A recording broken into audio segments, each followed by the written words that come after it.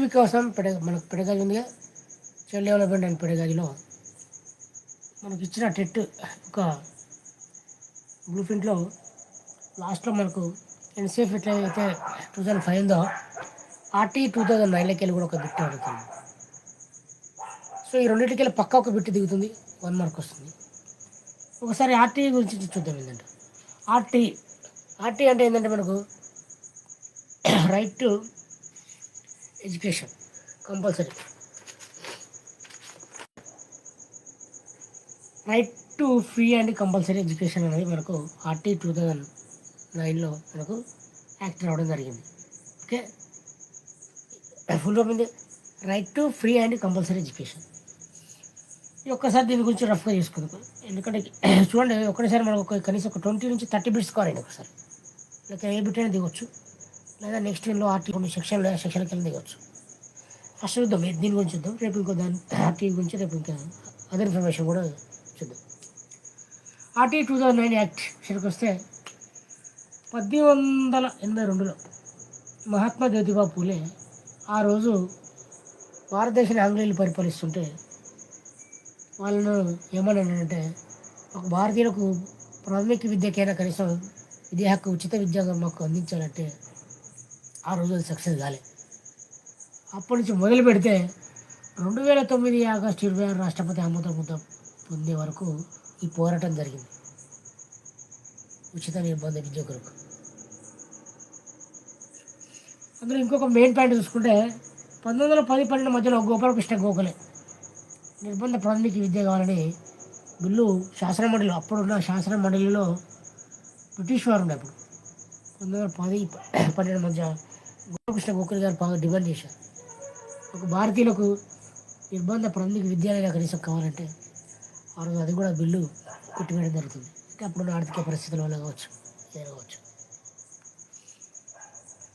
ఈ చట్టం ఎప్పుడు అమలుకి వచ్చిందంటే 2010 ఏప్రిల్ ఫూల్ అని గుర్తుంచుకోండి.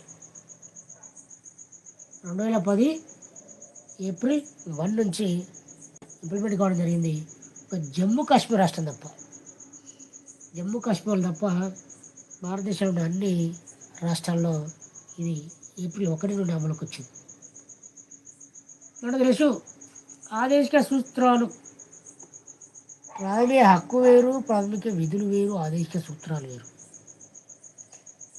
ఆదేశిక సూత్రాలు చేస్తే నీకు సూత్రం చెప్తుంది, ఇది చేయొద్దు అని చెప్తుంది, కానీ దాన్ని కంట్రోల్ చేయదు, ఖచ్చితంగా చేయడం అవసరం లేదు.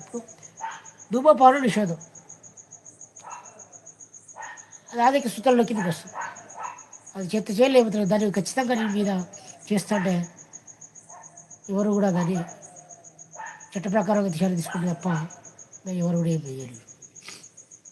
అదే ప్రాథమిక హక్కు చూడండి, దానికి కూడా పవర్ దీనికి ఉన్నది.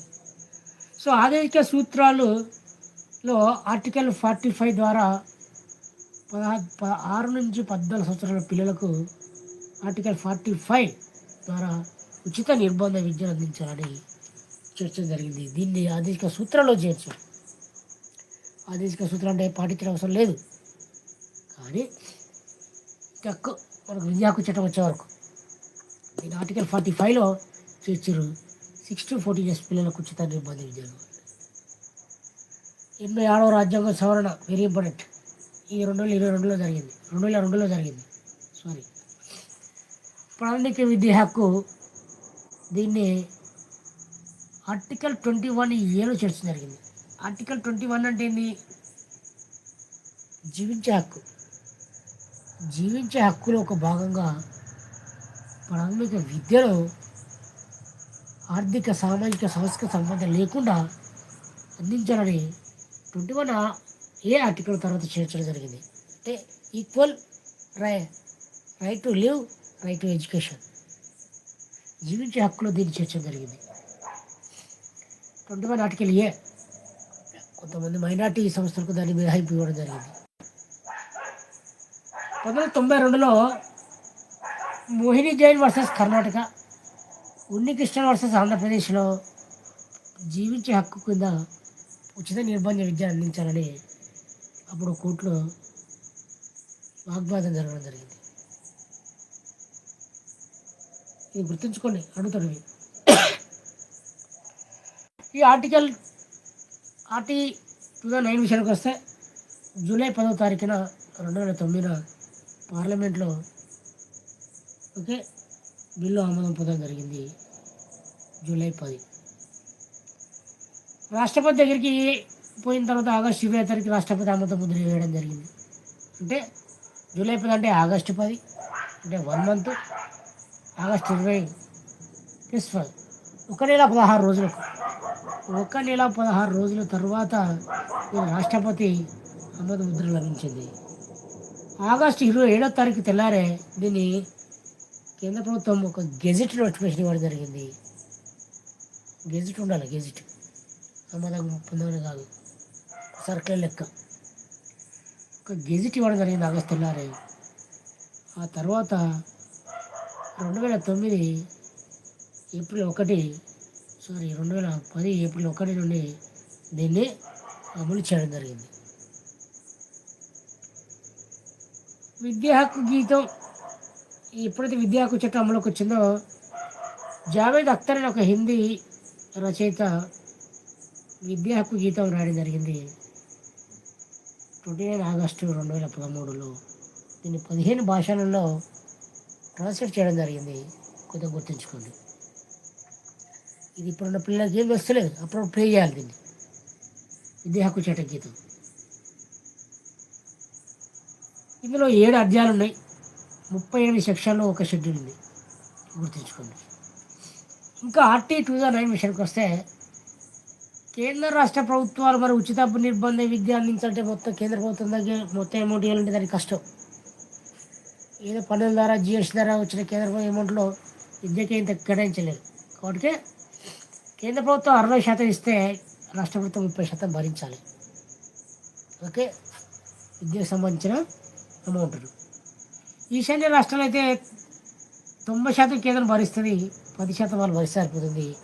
ఎందుకంటే ఈశాన్య రాష్ట్రాలు చాలా వెనుకబడిన రాష్ట్రాలు భారతదేశంలో వాటికి ఆర్థికంగా. ఉచిత నిర్బంధ ప్రాథమిక విద్యను అమలు చేసిన మొట్టమొదటి దేశం కెనడా. ఈ ప్రస్తుతం అని ప్రపంచంలో ఉచిత నిర్బంధ విద్యను అందిస్తున్న దేశాలలో చిలీ ఫస్ట్ ప్లేస్లో ఉంది. కెనడా ఫస్ట్ స్టార్ట్ చేసింది, ప్రజెంట్ చిలీ ఫస్ట్ ప్లేస్లో ఉంది. మన భారతదేశం విషయానికి వస్తే 136 పొజిషన్లో ఉంది. ఇంకా మన దగ్గర ఇంకా అమౌంట్ లేక దాని యొక్క పొజిషన్ తగ్గిపోవడం జరిగింది. ఇక్కడ ఒక బిట్లో చూసుకోండి, సైకియా కమిటీ 1994లో. ఇది కూడా 18 సంవత్సరాల వరకు పిల్లలకు ఉచిత నిర్బంధ విద్యను అందించాలని సైకియా కమిటీ కూడా పేర్కొనడం జరిగింది.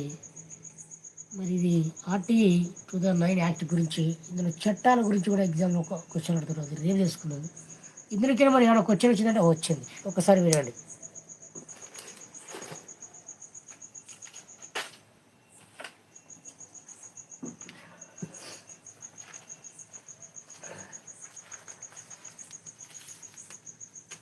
ఇది పక్కా వస్తుంటుంది లెక్కల question.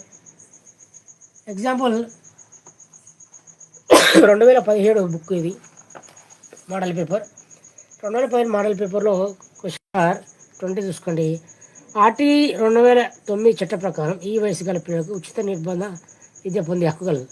3 to 12, 4 to 13, 5 to 14, 6 to 14 ఇచ్చిన సార్ చూసుకోండి. బుక్లో ఇచ్చాడు. దాదాపు ప్రతి పేపర్లో ఇది రావడం జరుగుతుంది. సో దీనికి ఆర్టీ మరి ఏమేమి చెప్పింది, మరి ఎంతమంది విద్యార్థులకు ఎంతమంది ఉపాధ్యాయులు ఉండాలి, అక్కడ సెక్షన్స్ ఏంది, దాని గురించి మనం రేపు బ్రీఫ్ నేర్చుకుందాం. ఓకే, ఇది RT 2009 okay act. Right, thank you.